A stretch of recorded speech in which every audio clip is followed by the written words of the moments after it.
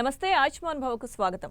Stereotactic radio surgery మరియు stereotactic body therapy అంటే ఏంటి, స్టీరియోటాక్టిక్ రేడియో సర్జరీ ఏ సందర్భంలో చేస్తారు, అలాగే స్టీరియోటాక్టిక్ రేడియో సర్జరీకి మరియు స్టీరియోటాక్టిక్ బాడీ థెరపీకి మధ్య ఉన్న తేడా ఏంటి, అలాగే మొదలగు విషయాల గురించి వివరించేందుకు మనతో పాటు స్టూడియోలో ఉన్నారు Yashoda hospital senior radiation oncologist doctor Jaganmohan Reddy గారు. వారిని అడిగి మరిన్ని సలహాలు సూచనలు తెలుసుకుందాం. Hello sir. హలో. సో ముందుగా ఈరోజు మనం స్టీరియోటాక్టిక్ రేడియో సర్జరీ అంటే ఏంటి, దాని గురించి చెప్పండి. రేడియేషన్ గురించి అందరికీ తెలిసిన విషయమే. రేడియేషన్ అనేది క్యాన్సర్ చికిత్సలో భాగంగా వాడతారు. కానీ రేడియో సర్జరీ అనేది అంటే చాలామందికి తెలియదు. దీంట్లో తెలుసుకోవాల్సిన విషయం ఏంటంటే, మామూలుగా నైఫ్ పెట్టి, ఇప్పుడు జనరల్గా రేడియో సర్జరీ అనేది ఇంట్రాక్రేనియల్ ట్యూమర్స్కి వాడతారు, అంటే బ్రెయిన్లో ఉండే ట్యూమర్స్కి వాడతారు. దీంట్లో కూడా క్యాన్సర్ అయ్యే ట్యూమర్స్కి, క్యాన్సర్ కాని ట్యూమర్స్కి కూడా ఈ రేడియో సర్జరీ వాడతారు. ఈ రేడియో సర్జరీ వల్ల ఉపయోగాలు మెయిన్గా ఏంటంటే, ఇది ఇన్పేషెంట్గా అడ్మిట్ చేయకుండా, అనెస్థీషియా ఇవ్వకుండా, మరియు కత్తి పెట్టి స్కల్ ఓపెన్ చేయకుండా సర్జరీ లాంటి ఎఫెక్ట్ ఇస్తుంది. దీంట్లో ఏం చేస్తారంటే, ఒక ఫ్రేమ్ తయారు చేసి స్కాన్ చేసేసి ఎంఆర్ఐ చేసి ట్యూమర్ అనేది లోకలైజ్ చేసిన తర్వాత, ఇది సింగిల్ సిట్టింగ్లో high dose with high precision ఒక్కసారే హై డోస్ ఇవ్వడం వల్ల మనకు సర్జరీ వల్ల ఏదైతే ఫలితం ఉంటుందో అదే ఫలితము మనకు చాలా కన్వీనియంట్గా, పేషెంట్ కంఫర్టబుల్గా ఇచ్చి అదే రోజు మనం ట్రీట్మెంట్ ఇచ్చి పంపించగలం. ఓకే. సో అయితే డాక్టర్ గారు, స్టీరియోటాక్టిక్ బాడీ రేడియోథెరపీ అంటే ఏంటి?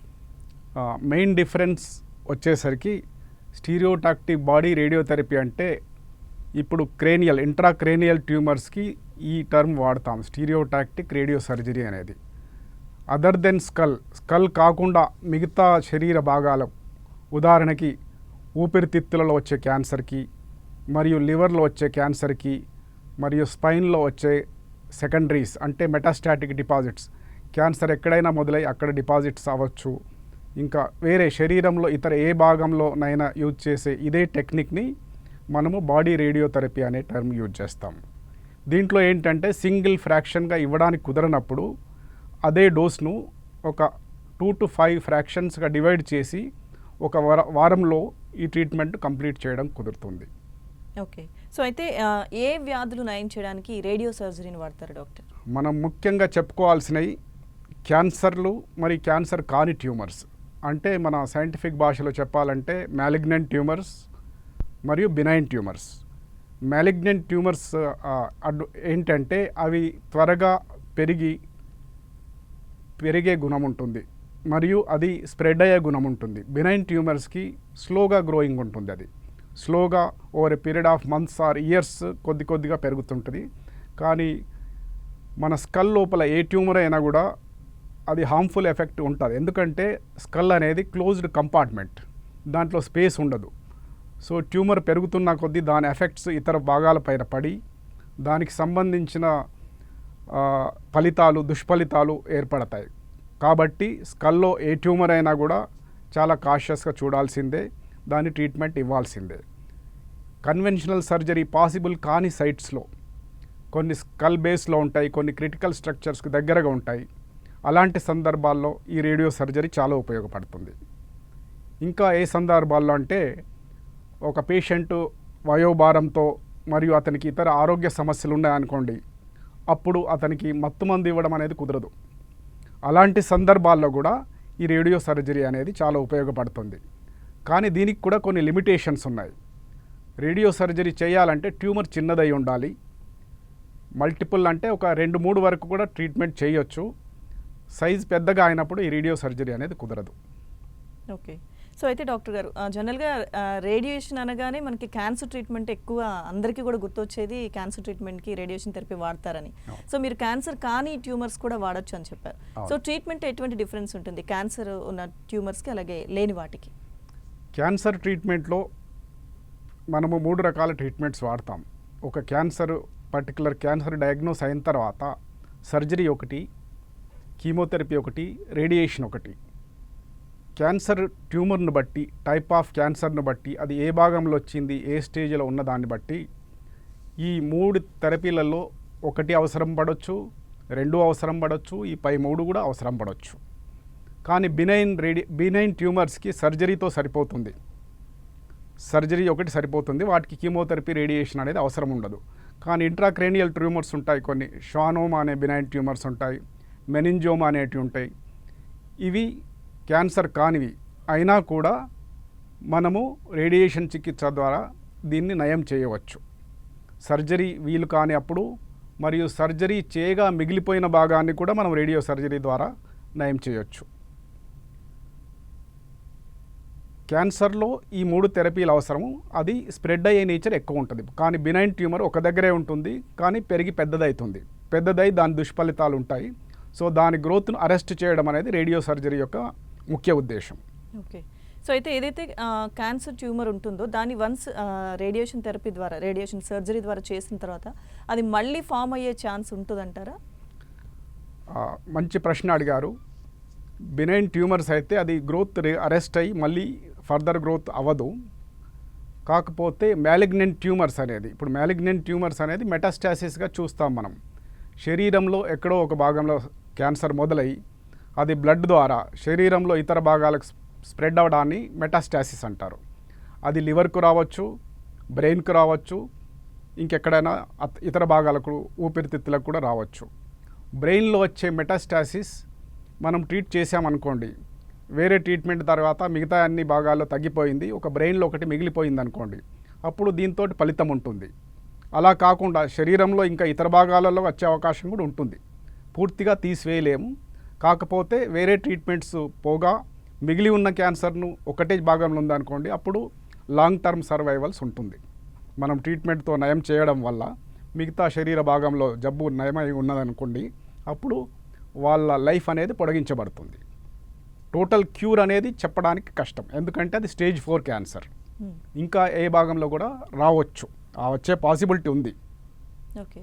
సో డాక్టర్ గారు, జనరల్గా రేడియేషన్ థెరపీ అంటే హెయిర్ లాస్ అనేది కూడా వింటుంటాం. క్యాన్సర్ ట్రీట్మెంట్లో ఇందాక మీరు చెప్పిన కీమోథెరపీ కానీ ఇట్లాంటి వాటిలో వింటూ ఉంటాం. సో ఈ రేడియేషన్ వల్ల హెయిర్ లాస్ అనేది ఉంటుందంటారా?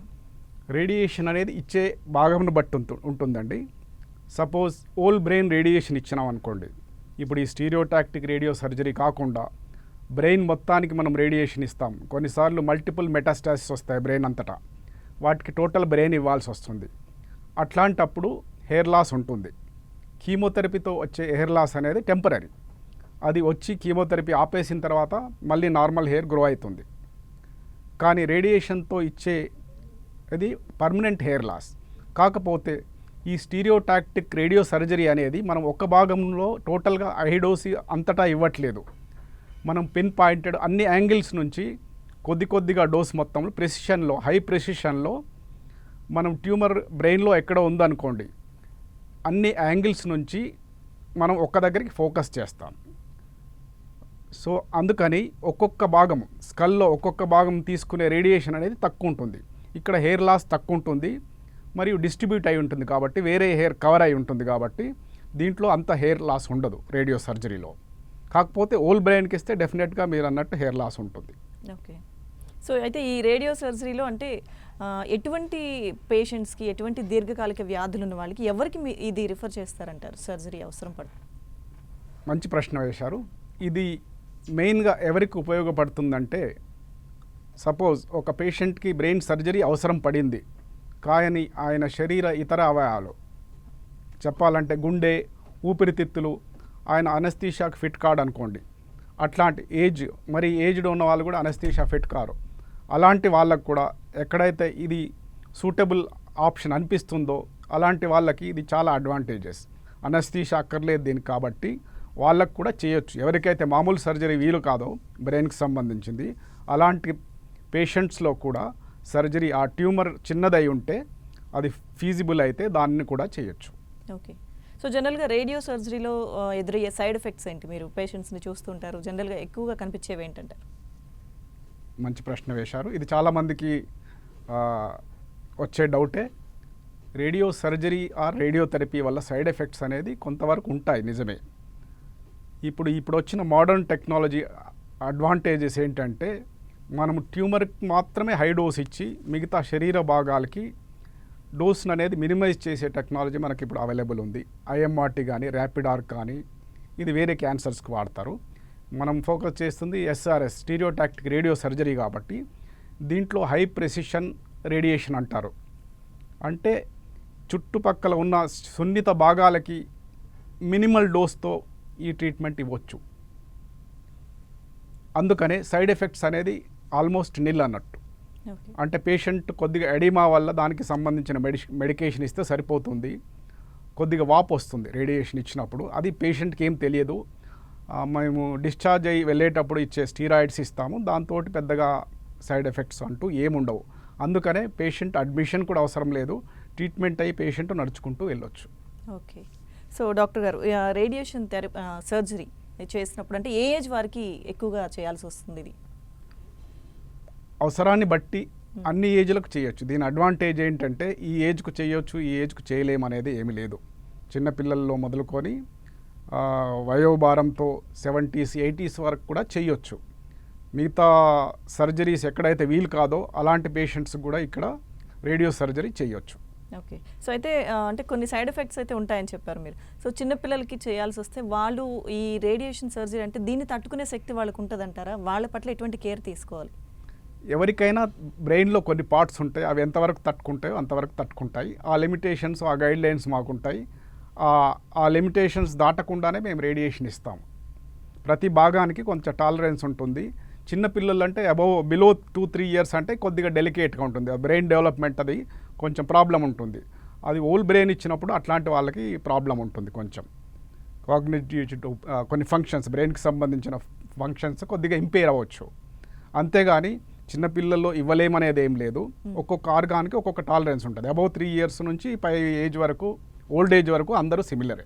ఓకే. సో అయితే రేడియో సర్జరీ అవసరమైన పేషెంట్ అంటే ఎప్పటి నుంచి మీ అబ్జర్వేషన్లో ఉండాలి? సో వాళ్ళ పట్ల ఎటువంటి కేర్ తీసుకోవాలంటారు? మీరు అబ్జర్వేషన్ అంటున్నారు. అబ్జర్వేషన్ అనేది ఒక 1/2 hour to 1 hour కంటే ఎక్కువ ఉండదు. ట్రీట్మెంట్ అనేది మినిట్స్లో అయిపోతుంది. మేము సేమ్ డే డిశ్చార్జ్ చేస్తాం. పేషెంట్ ఎలా వచ్చారో అలా వాక్ చేసుకుంటూ వెళ్ళిపోవచ్చు. అంతకంటే ఏముండదు. చిన్నపిల్లలు కూడా అందరూ. తీసుకెళ్ళిపోవచ్చు. ఓకే. సో అయితే డాక్టర్ గారు, ఇందాక మనం ఈ రేడియో సర్జరీ మాట్లాడుకున్నప్పుడు బాడీ రేడియోథెరపీ గురించి మీరు చెప్పారు. సో దాని గురించి కొంచెం ఎక్స్ప్లెయిన్ చేయండి. బాడీ రేడియోథెరపీ చెప్పాలంటే మెయిన్గా ఊపిరితిత్తుల క్యాన్సర్లో వాడతారు. లివర్కు సంబంధించిన క్యాన్సర్ హెపటోమా అంటారు, దాంట్లో కూడా వాడతారు. ప్రోస్టేట్ గ్రంథికి సంబంధించిన క్యాన్సర్ వాటిలో కూడా వాడతారు. ఇంకా చెప్పాలంటే స్పైన్, వెన్నుపూసకు సంబంధించిన క్యాన్సర్లో కూడా ఎక్కడి నుంచైనా వచ్చే మెటాస్టాసిస్ అంటే వేరే భాగాలకి సోకిన క్యాన్సర్ బోన్స్కి సోకినప్పుడు అప్పుడు పారాప్లీజియా అనేది అంటే పక్షపాతం లాగా, అంటే 2 కాళ్ళు చచ్చుబడిపోవడం, అట్లాంటి కాంప్లికేషన్స్ రాకుండా ఉండడానికి ఈ రేడియో సర్జరీ ద్వారా దాన్ని అరెస్ట్ చేయడానికి వీలవుతుంది. ఓకే. మెయిన్గా చెప్పాలంటే ఊపిరితిత్తులు, లివర్, కాలేయము మరియు ప్రోస్టేట్ గ్రంథి మరియు స్పైన్, ఇది మెయిన్ ఏరియాస్. వీటిలో ఏంటంటే మనము సింగిల్ ఫ్రాక్షన్ ఇవ్వడానికి కుదరదు మోస్ట్లీ. అట్లాంటప్పుడు ఫ్రాక్షనేటెడ్ ఇస్తాం. అంటే అదే డోస్ను, హై డోస్ను ఒక 4-5 ఫ్రాక్షన్స్గా డివైడ్ చేస్తాం. దాన్నే అదే డోస్ను 4-5 రోజుల్లో విడతలుగా ఇస్తామన్నట్టు. ఓకే. మామూలు రేడియేషన్ అయితే 15 రోజుల వరకు ఉంటుంది. కన్వెన్షనల్ రేడియేషన్ అంటారు, వేరే క్యాన్సర్స్లో వచ్చేది జనరల్గా రొటీన్గా జరిగేది. ఇది 1 weekలో అయిపోతుంది.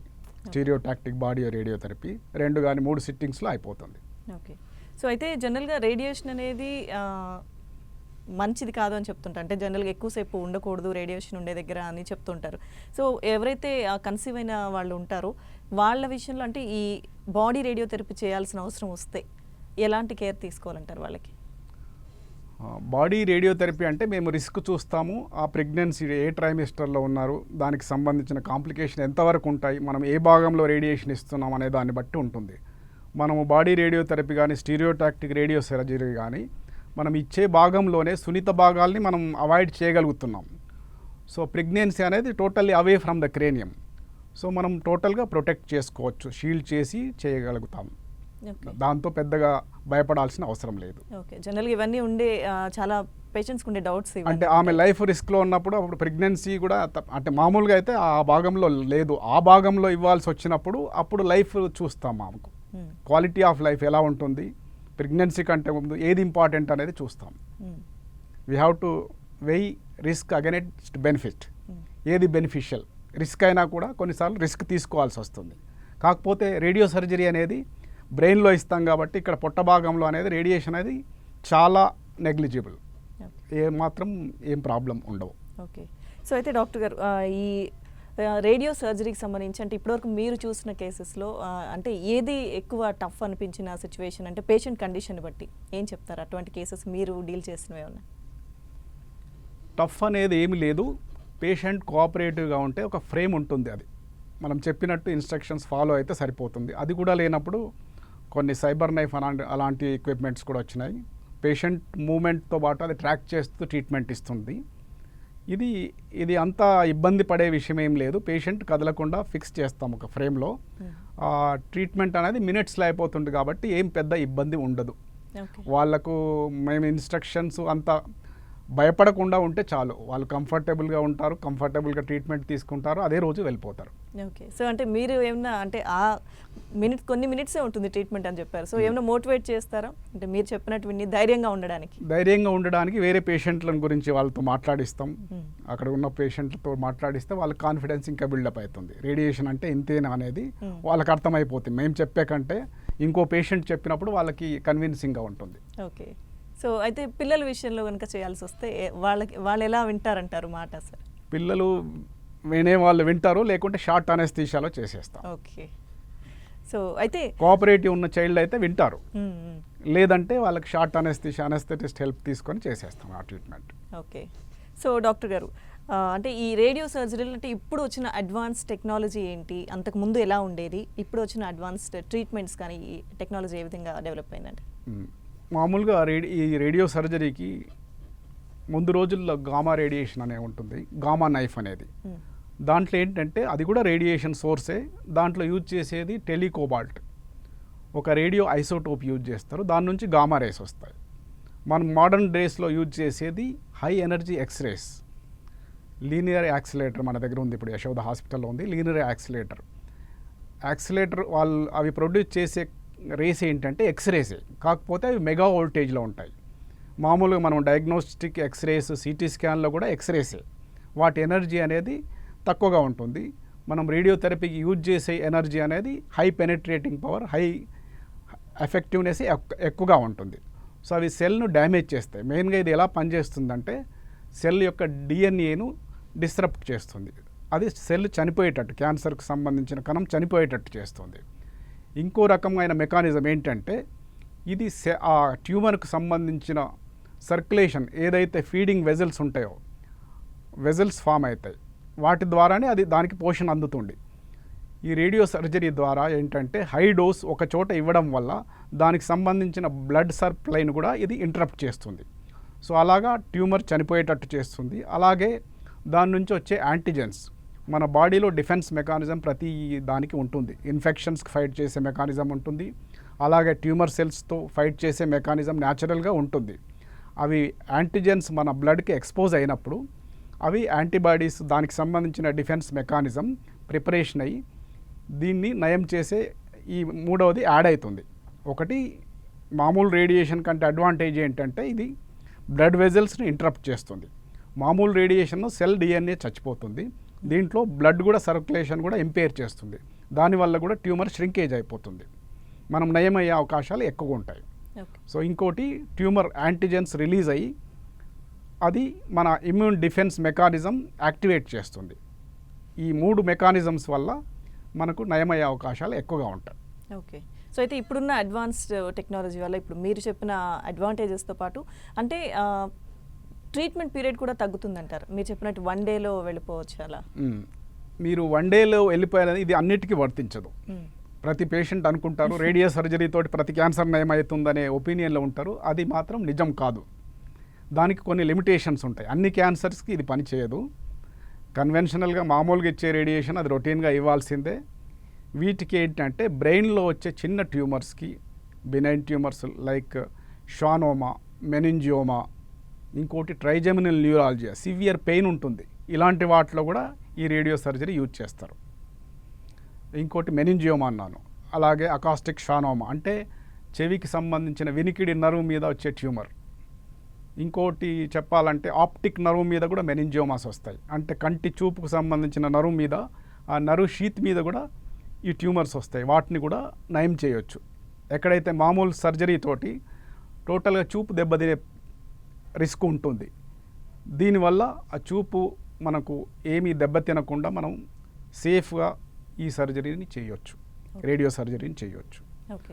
సో వేరే ట్యూమర్స్, ప్రతి ట్యూమర్ స్టేజ్ దాటిన తర్వాత ప్రతిదీ స్టీరియోటాక్టిక్ రేడియో సర్జరీ ద్వారా నయమవుతుందనే అపోహ వద్దు. ఓకే. దానికి కొన్ని లిమిటేషన్స్ ఉన్నాయి. అది సూటబుల్ పేషెంట్స్కే చేయాల్సి వస్తుంది. ఓకే.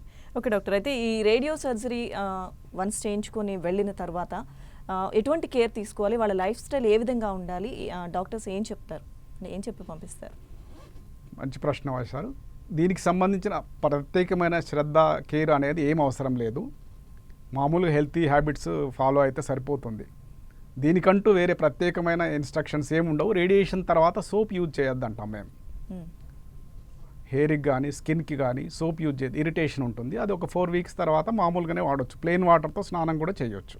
ఓకే. ఇంకా స్పెషల్ ఇన్స్ట్రక్షన్స్ అనేది ఏమీ లేదు. ఓకే. సో అంటే నార్మల్ సర్జరీ తర్వాత మళ్ళీ కొందరు చాలా మంది వెళ్ళాల్సి వస్తుంది, ఇటువంటి ఏమి ఉండవు అంటారు అది? ఓకే. చాలా మంది అడిగే ప్రశ్న, వంట చేయొచ్చా, ఎండకి వెళ్ళొచ్చా అనేది రేడియేషన్ తీసుకున్న తర్వాత కామన్గా వచ్చే క్వశ్చన్.